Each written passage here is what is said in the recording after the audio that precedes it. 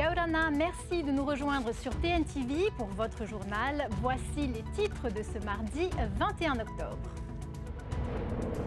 Matahari Inia, la saison de l'abondance se prépare. Le programme des célébrations sera particulièrement riche cette année, d'autant plus que le 20 novembre est désormais un jour férié.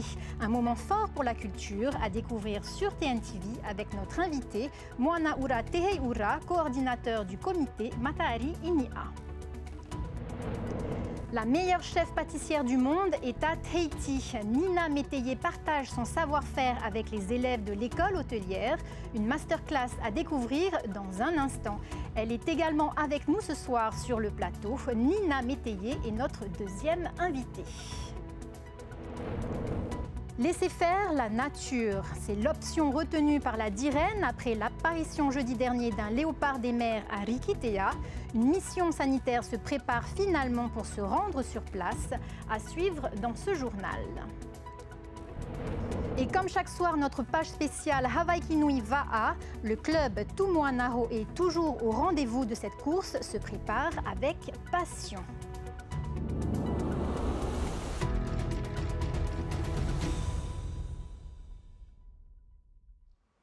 On ouvre ce journal avec Matahari Inia. Le programme des célébrations a été dévoilé ce matin. Une édition particulière cette année, marquée par le caractère désormais férié du 20 novembre. Des festivités sont prévues à Papeete et Tautira. Avant d'en parler en détail avec notre invitée, Sophie Gebel nous en dévoile un peu plus.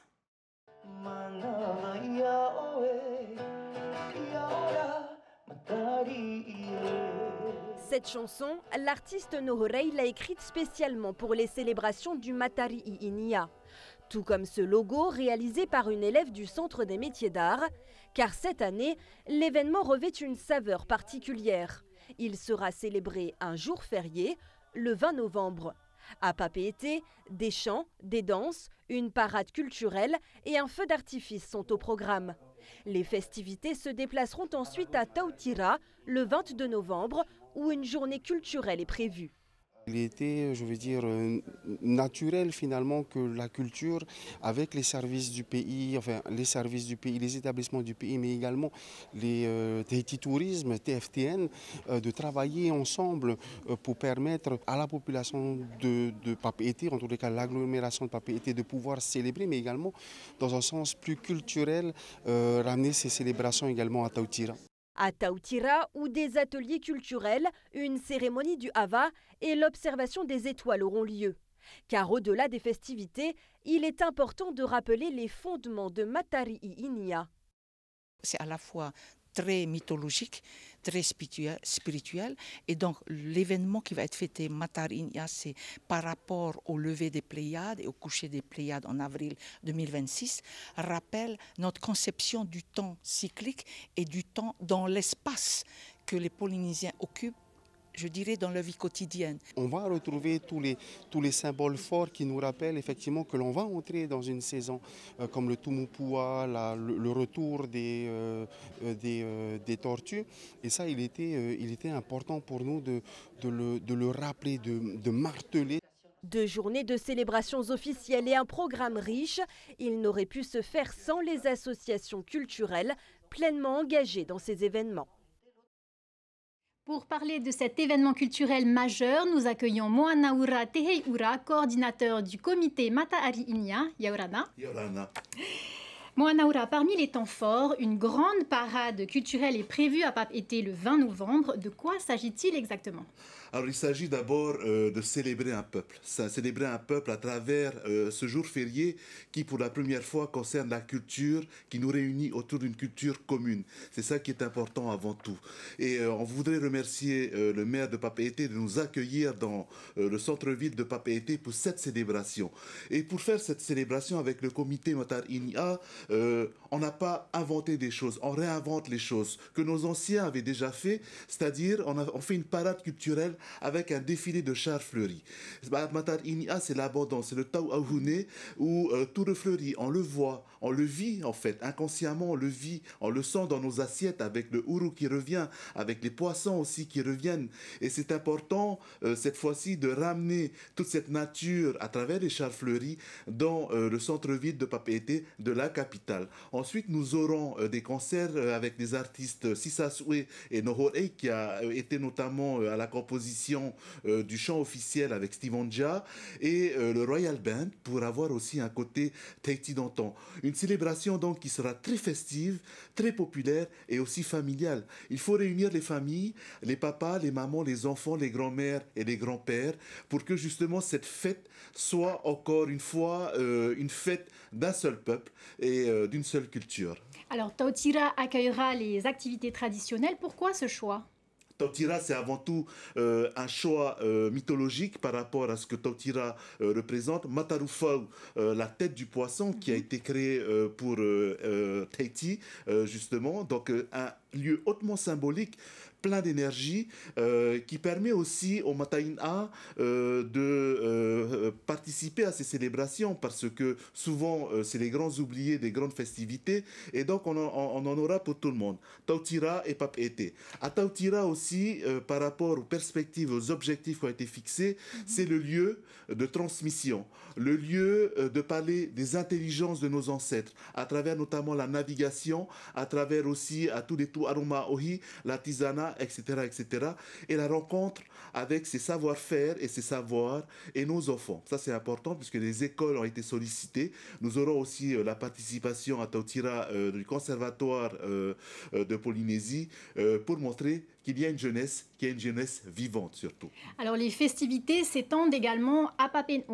Alors, Papeete, il ne faut pas l'oublier. C'est l'association Haururu avec Yves Doudou notamment qui a déjà célébré Matari depuis 20 ans. Et il ne faut pas l'oublier que c'est eux qui font vivre et survivre cet événement depuis très longtemps. Merci donc à cette association d'exister et de faire exister les cérémonies de Matari. Donc, c'est important, le cérémoniel, l'hommage aux ancêtres. Il y a Tautira, la transmission, et à Papeete, la célébration, la joie et le bonheur. Alors, comment les professionnels du tourisme se sont mobilisés pour cet événement ? Alors, le GIE Tahiti Tourisme est un partenaire essentiel dans l'élaboration de ces festivités. On travaille en étroite collaboration et c'est très agréable. Alors, tout d'abord, il y aura une couverture au niveau étranger, puisque des télés étrangères seront présentes pour capter effectivement cet événement inédit. En plus de ça, les membres du GIE Tourisme seront aussi dans la communication sur cet événement, puisque il fallait trouver aussi en quelque part, c'est une saison touristique qui est assez creuse, et là on redonne aussi un regain d'intérêt pour les touristes à ce niveau-là, puisque Matari, c'est l'abondance et c'est aussi la pluie. Mais avec toutes ces festivités-là, on comprendra que la pluie est notre allié aussi pour nos plantes, pour nos fruits et pour nos maatupus, c'est-à-dire des tubercules.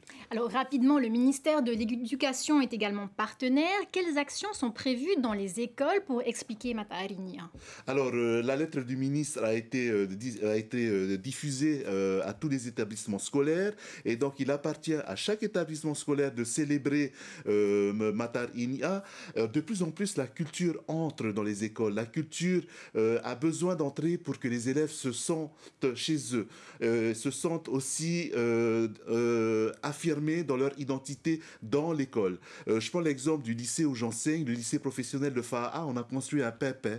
On va mettre des hounous également, et ce sera aussi un moment pour nous de célébrer ce passé, le présent qui nous représente et aussi le futur.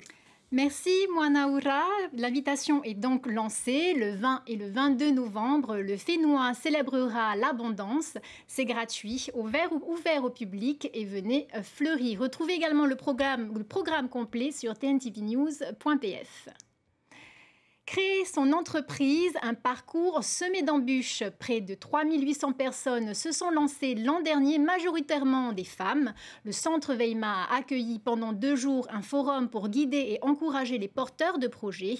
Le point avec Laure Philibert, Naya Bennett et Sam Teinaouri. Ils démarrent dans la vie active ou franchissent le pas de se lancer à leur compte. Ces porteurs de projets sont à la recherche de conseils et de soutien. Pendant 2 jours, un panel de spécialistes les accompagne pour mieux comprendre leurs besoins et tenter d'y répondre. Ce qu'on veut surtout, c'est recenser des besoins et comment les traduire en actions concrètes au niveau du gouvernement, au niveau des services du pays, au niveau même des organismes bancaires, peut-être de voir comment on peut transformer ou créer de nouveaux dispositifs d'accompagnement. Déjà aujourd'hui c'est un succès parce que les jeunes sont venus à notre rencontre, ils ont répondu favorablement à cette invitation. Et on en a aussi qui répondent sur notre plateforme, qui nous font part de leurs inquiétudes au quotidien ou souhaits qu'ils souhaiteraient formuler en tout cas pour améliorer leur développement. 38 000 entreprises actives sont enregistrées au Fénois, dont 3 800 créées l'an dernier. Mais 1 sur 3 a une durée de vie de moins de 3 ans. Mélodie, créatrice de vaisselle éco-responsable, a su persévérer. Les forums, il faut le faire tout le temps pour que en fait, la jeunesse se dise peut-être je me lance. Il y a des opportunités, il faut les prendre, il ne faut pas attendre. Parce que voilà, c'est l'avenir aussi de notre Fénois et c'est ce que l'ADE essaye de mettre en place, quoi. Future gérante d'une pension de famille, Ravayari est venue se confronter aux réalités du monde de l'entreprise. J'ai pour projet de reprendre une entreprise plus tard et c'est vrai que ça m'a énormément aidée, notamment la partie présentation de la gestion des entreprises. J'en ai appris un peu plus par exemple sur la partie financement, que ça on ne voit pas forcément en cours de façon développée. Si les jeunes des archipels ont pu suivre le forum à distance, l'événement pourrait également s'exporter dans les îles. L'actualité, c'est aussi une première victoire pour les députés Frébault et Sanquer. Un amendement vient d'être adopté en commission à Paris. Important pour la Polynésie puisqu'il préserve les dispositifs fiscaux outre-mer menacés dans le budget 2026. Sans lui, 48 milliards de francs d'investissement risquaient de disparaître, selon le député. Pour que cette modification soit définitivement adoptée, d'autres étapes seront encore à franchir. Focus sur l'excellence et la gastronomie à présent. Je vous l'annonçais, la meilleure pâtissière du monde, Nina Métayer, est à Tahiti. Aujourd'hui, elle a partagé ses secrets avec les élèves du lycée hôtelier. Un régal pour les yeux et les papilles, constaté par Nicolas Pérez. Une star des fourneaux dans les cuisines de l'école hôtelière de Tahiti. Double championne du monde de pâtisserie, suivie par près d'1 million de personnes sur les réseaux sociaux, Nina Métayer offre à une poignée de privilégiés ses trucs et astuces pour réaliser un entremets aux fruits exotiques de notre Fénois. C'est précieux nos ingrédients. Les matières premières qu'on a sont précieuses, il faut en prendre soin, il faut les respecter. Intéressant parce qu'on met en valeur du coup les produits de chez nous et que c'est un dessert qui quelque part est traditionnel et remis au goût du jour et adapté à la Polynésie. Elle se destinait à une carrière dans la boulangerie. Cette chef au caractère bien trempé se distingue par un parcours hors norme. Moi j'adorais balancer des gros sacs de farine dans des gros pétrins en faisant énormément de quantité. On m'appelait la grosse bourrine. Hein. Moi en pâtisserie on m'a dit mais qu'est-ce que tu vas faire en pâtisserie? Retourne en boulangerie, t'es vraiment une bourrine.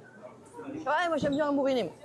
Bah ouais. Contrairement à ce qu'on peut penser, des personnes qui finissent par être célèbres dans le métier, elle est partie de rien. Et c'est pour nous qui venons de loin aussi, c'est vachement inspirant. Des valeurs essentielles pour le campus des métiers et des qualifications qui a organisé cette rencontre. Nina Métayer, c'est donc non seulement elle est championne du monde de pâtisserie, mais c'est surtout une jeune et une femme, ce qui est quand même assez exceptionnel dans ce monde qui est quand même plutôt masculin. Donc d'avoir une jeune femme entrepreneur qui réussit, et on voulait partager avec nos jeunes ce goût de la réussite. Alors une réussite qui s'acquiert par beaucoup de rigueur, de travail, c'est ce qu'elle a essayé de partager avec eux. Et en tout cas voilà, ce qu'on voulait aussi montrer, c'est que les filières professionnelles, et notamment l'hôtellerie-restauration, ce sont aussi des filières d'excellence. Parmi ces précieux conseils, un chef doit s'adapter à toutes les situations. Un très bon professionnel, il saura exactement, on peut lui changer sa crème, on peut lui changer ses ustensiles, on peut lui changer tout, il saura faire toujours un très bon gâteau. Cette masterclass a aussi réservé des surprises, comme l'utilisation du pandanus. On découvre certains produits de Tahiti parce que des chefs arrivent de l'extérieur, on sort des produits qu'on n'a pas l'habitude d'utiliser. Alors bien sûr ça peut être utilisé pour au Tahiti, donc dans la pharmacopée, mais en cuisine et en pâtisserie je ne connaissais pas, mais c'est une belle surprise et on va voir ce que ça donne aussi au niveau du goût. Au bout de 4 heures d'efforts intenses, le résultat est sans appel. C'est excellent, on sent très bien la mangue, la passion, tout est équilibré dedans. La crème ne prend pas trop le dessus, même le biscuit, je pensais qu'on n'allait pas trop le sentir, au final, on le sent très bien. Nina Métayer continuera à distiller son savoir tout au long de la semaine avec de nombreux élèves du territoire. pour cette fois susciter des vocations. Et justement, la meilleure pâtissière du monde est avec nous en plateau, Nina Métayer. Bonsoir. Bonsoir. Vous avez rencontré les élèves du lycée hôtelier. Aujourd'hui, qu'avez-vous voulu leur transmettre lors de cette masterclass ? C'est vraiment un chouette moment d'échange et ça va plus loin que simplement une recette. Et moi, j'ai eu envie de leur transmettre la passion pour l'excellence de nos métiers. C'est des métiers où on a cette excellence en nous. Il faut avoir cette passion, cet engagement en face de notre poste de travail. C'est le travail qui va nous mener, qui va nous mener à un savoir-faire qu'on va pouvoir après transmettre. On est dans la gourmandise, on est dans le partage, on est dans des beaux produits. En fait, c'est un écosystème de la terre à l'assiette qui est incroyable et qui est accessible à tout le monde. Si on a envie de faire des beaux gâteaux, il faut travailler, il faut recommencer et on va y arriver. Alors, quelle a été leur réaction face à votre approche de la pâtisserie ? Ils étaient très à l'écoute, ils étaient très intéressés. Ils ont posé des questions extrêmement pertinentes. Et puis, ça a été un chouette moment d'échange aussi parce que c'est des jeunes, c'est des CAP. Ils en sont à leur première ou deuxième, je crois, leur deuxième année. Et je me rappelle, moi, à leur place, à ce moment-là, et j'ai essayé de leur donner des petites clés, des petites phrases dont ils pourront se servir peut-être au fur et à mesure de leur carrière. Alors, Nina Métayer, vous défendez une pâtisserie durable et responsable, un message que vous portez ici aussi à Tahiti ? C'est extrêmement important. Parce qu'en tant que pâtissier, on est simplement des transformateurs de beaux produits. Mais on n'est pas des magiciens et sans belles matières premières, sans beaux produits, on ne peut pas faire de beaux gâteaux.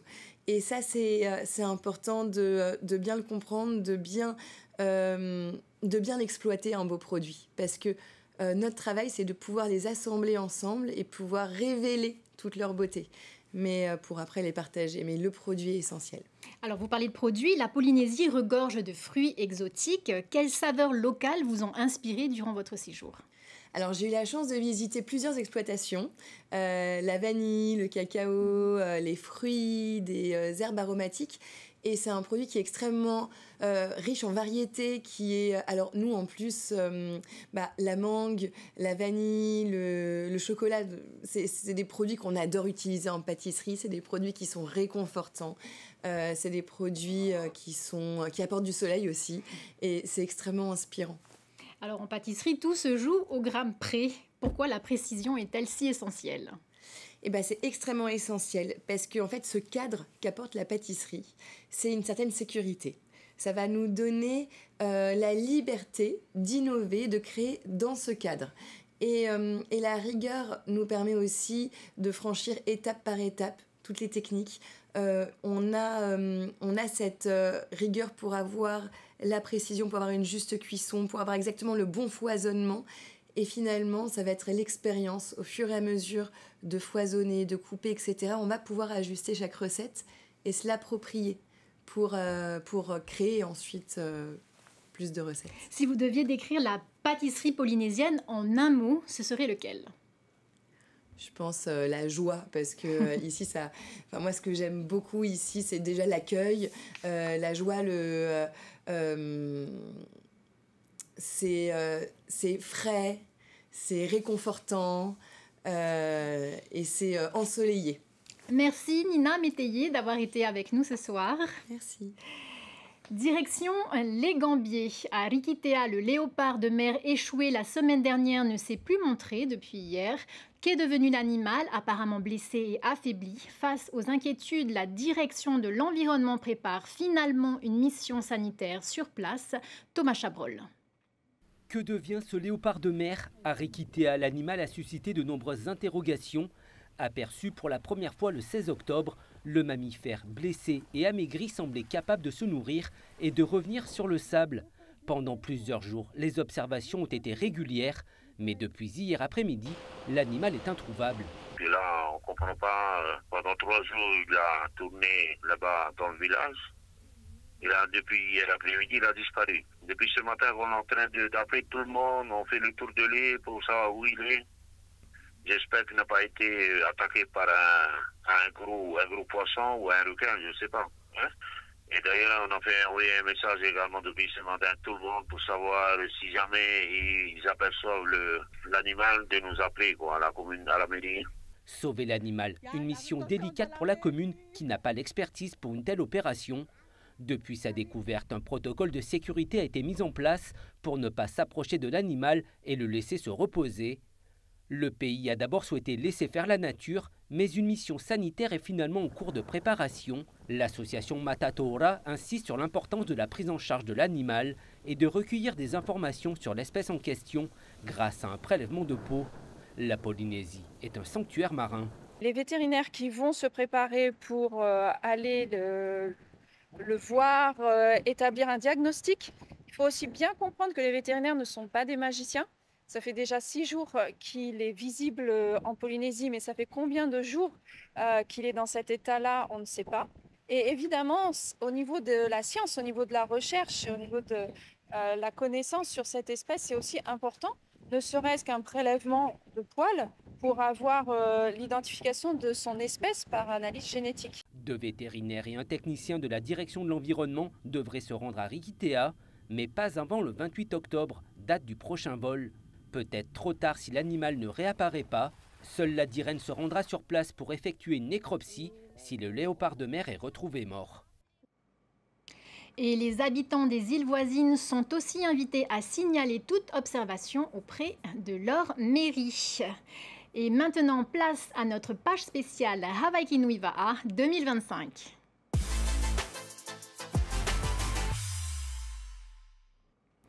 La Hawaii Nui, c'est avant tout la passion du Va'a. Le club Tumuana Ho'e sera encore au départ avec ses propres moyens et beaucoup de cœur. Reportage à découvrir avec Ho'anui Atuahiva.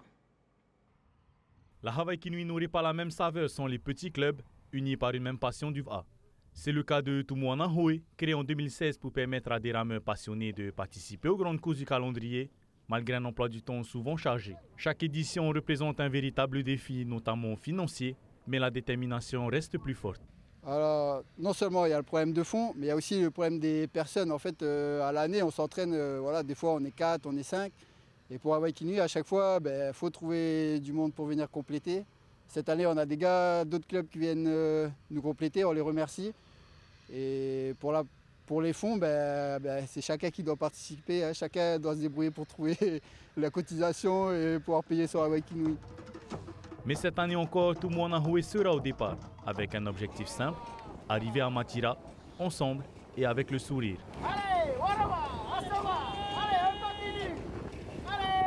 Tumuana, c'est plutôt du loisir. Alors, ça a toujours été 2 entraînements dans la semaine et un entraînement le week-end. Donc c'est sûr qu'avec ça, on rivalisera jamais avec les grosses teams de Hawaii Nui. Mais si déjà on peut participer et finir, on sera content. Une belle leçon d'humilité et de passion signée Tumuana Ho'e. C'est ainsi que se termine votre journal. Dans un instant, Ciné Nui spécial Tous Ciné, suivi de 2 épisodes de NCIS Los Angeles. Très belle soirée à tous sur TNTV. Maururu Met'ei pour votre fidélité et à demain pour un nouveau journal. Retrouvez ce journal en replay sur notre site internet et notre application mobile TNTV.